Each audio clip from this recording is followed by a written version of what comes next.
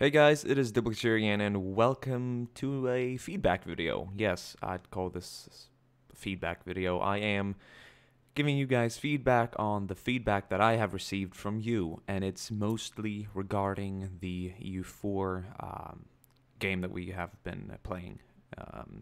Hence the title of the video, as you probably could have guessed. There's been a lot of, should I say, controversy? I don't know.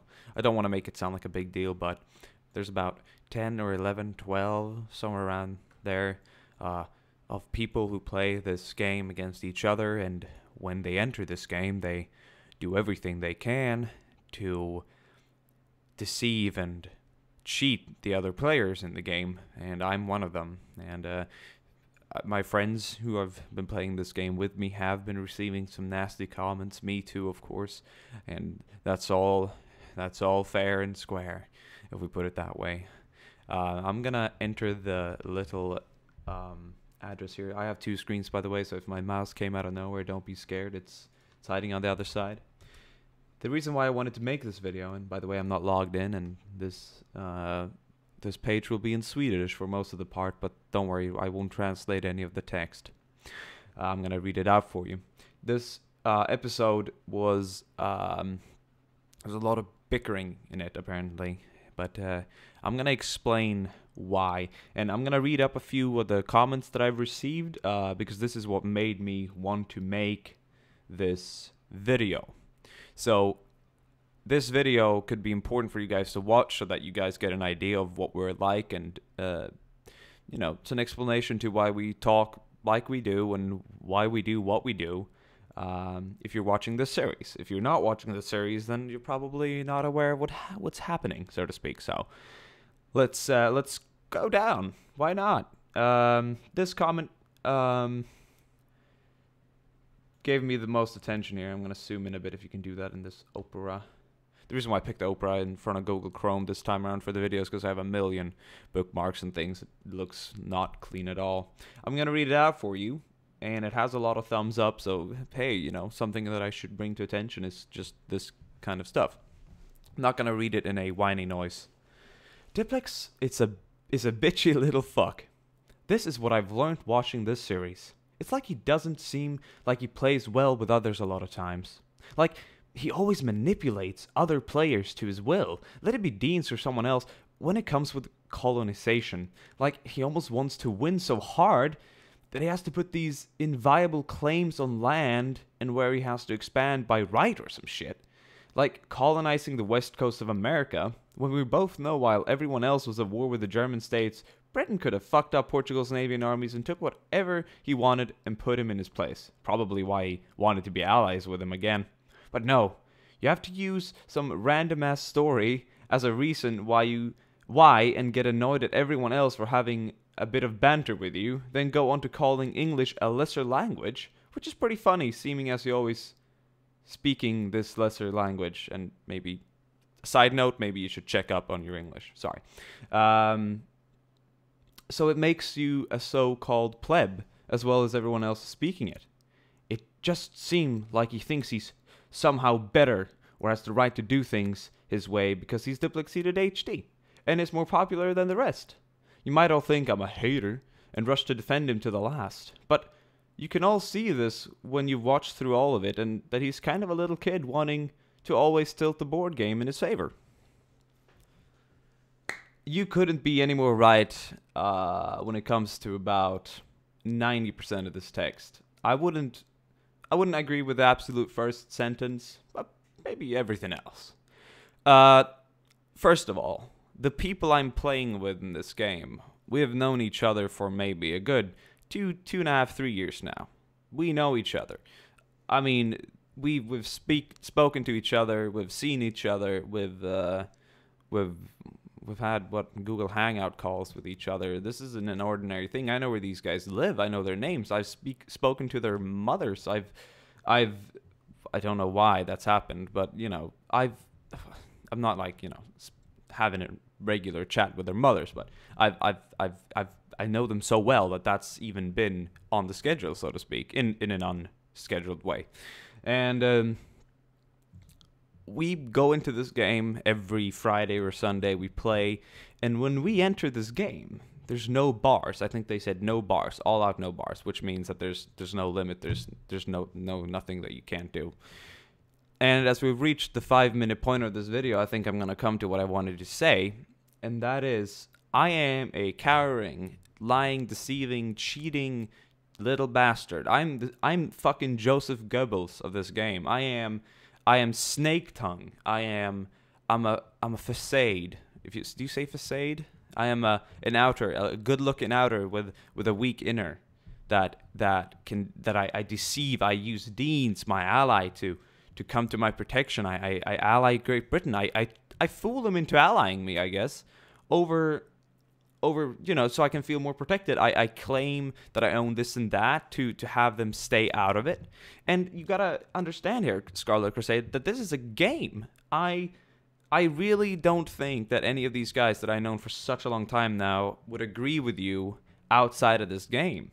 And we're playing this EU4 game, and Umbra, he's the guy who plays the Ottomans, have been called all kinds of things, scumbag, douchebag, and the same thing about Sam. You're not part of the game. I don't think you understand that we all know each other so well that when we jump into this game to play, we go so egoistically all out insane on each other that we say these things, we do these things. In the end, it's a game. We leave. What happens in the game stays there. We leave it outside of the rest of the community. And that's a reason why we've been able to do, what we're doing here. And it's what's making this game intense. We have people planning and scheming behind other people's backs on an everyday basis here before we start playing. People want to win. I want to win just as much as the Ottomans or the French or anyway. And I'm going to not get there by my army size, but I'm going to get there because I can deceive and cheat other players.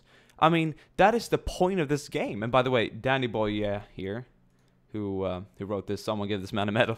He's part of the game, by the way. And yeah, I think he feels maybe a little cheated after I forced him, or not forced him, but, had him give Cadiz back. We had an argument over Africa and things like that. Sure, I'm not the best EU4 player. I'll agree with that. And Scott of Communism, thank you. Yeah, please, let's try and leave all of these kinds of, comments out of it from the future. And that's why I'm making this clear. And Boot Mario's right. That's what we call politics. I'm glad you like my usual stuff. I'm not harassing Callum to leave. Callum left and basically turned the game into a pain for everyone else. I don't think that's a thing everyone quite understood what happened. Callum was destroyed by Johnny in the game, and so he decided to pause it every 30 seconds because he was so mad and he was asking for an excuse. He came up with threats over Steam. Yeah. Don't leave this out of it if you have no idea, what you're talking about. I agree. It's probably a side effect of him being their leader in NW. No, we don't play NW anymore, and it's not an NW community.